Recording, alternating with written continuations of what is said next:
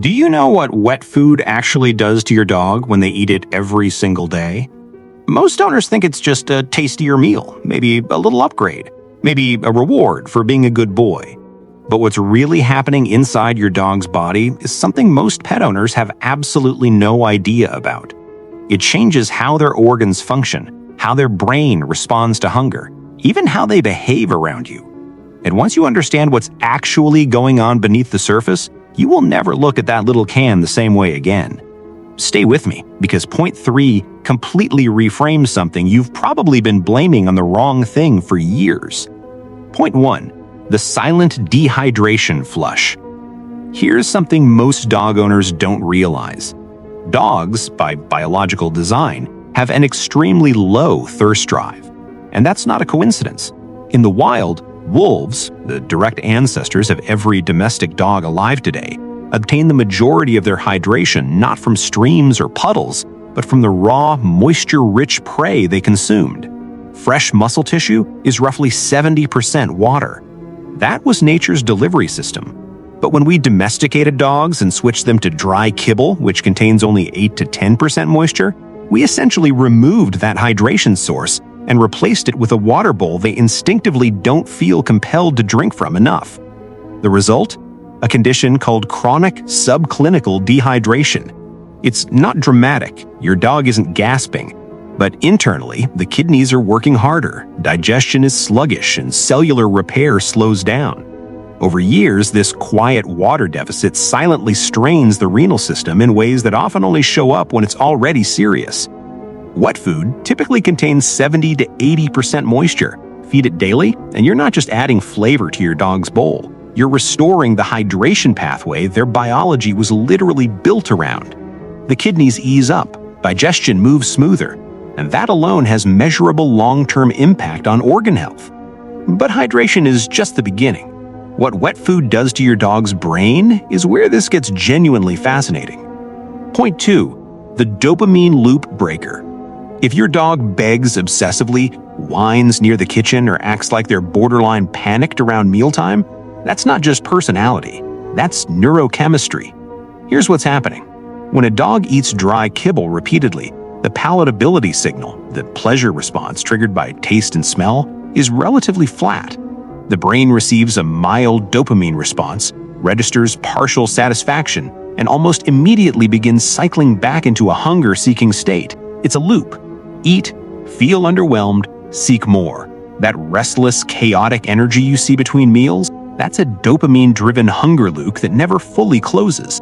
Wet food, on the other hand, is dense with natural fats, proteins, and aromatic compounds that activate the dog's olfactory system, which is, remember, 10,000 to 100,000 times more sensitive than ours. The brain doesn't just register food, it registers abundance. The satiety signal is stronger, more complete, and longer lasting. The dopamine loop actually closes. And when that loop closes consistently, day after day, something shifts in your dog's behavior. The frantic begging softens. The obsessive kitchen hovering settles. The anxiety around food, that low-level, constant urgency, starts to fade. You didn't train it out of them. You fed it out of them.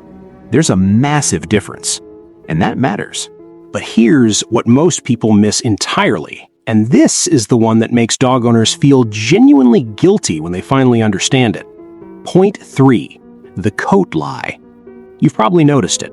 The coat looks dry. It sheds more than it should. There's a dullness to it, a brittleness, a lack of that deep, healthy shine.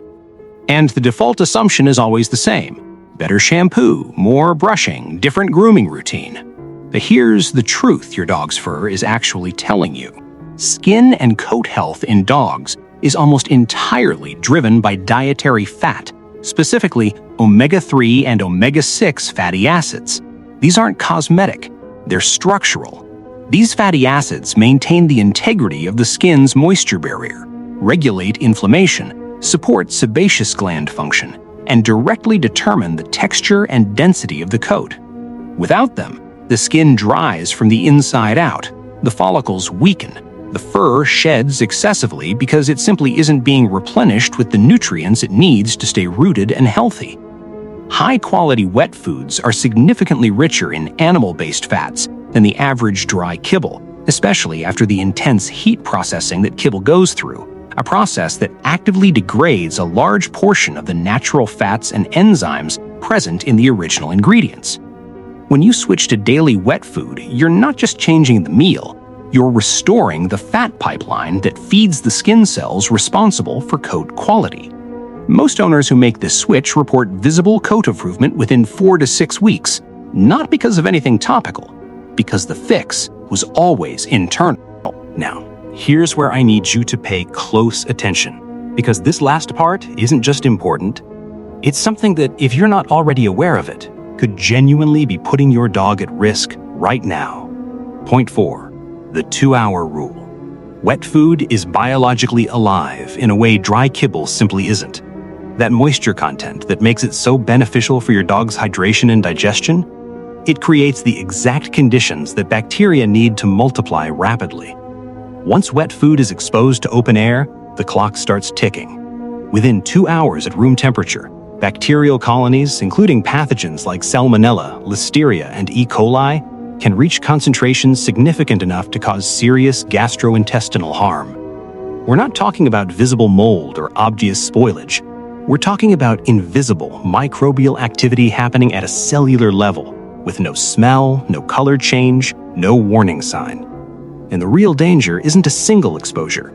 It's the cumulative effect on your dog's gut microbiome, the ecosystem of beneficial bacteria that regulates immune function, digestion, mood, and even behavioral stability. Repeated ingestion of bacterially compromised food doesn't just cause an upset stomach.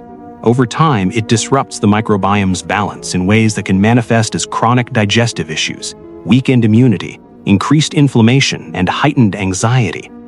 The gut-brain axis in dogs is well documented. A damaged gut microbiome directly impairs neurological function and emotional regulation. So, if you're leaving wet food out between meals thinking your dog will come back to it later, stop. Refrigerate unused portions within 2 hours maximum. Serve fresh. Treat it the way you would treat your own food, because the biological stakes are comparable. Wet food isn't just a tastier option. It's a hydration system, a behavioral reset, a coat and skin repair mechanism, and when used correctly, one of the most powerful nutritional tools available to any dog owner. But like any powerful tool, it demands respect. Serve it fresh, store it properly, and understand what it's actually doing inside your dog, because that understanding changes everything about how you care for them. If this changed how you see your dog's health, subscribe. Not for me, but for them. They can't research this stuff. They're counting on you to know. And if you know someone's still feeding sawdust without knowing the risks, share this with them. Their dog is depending on it.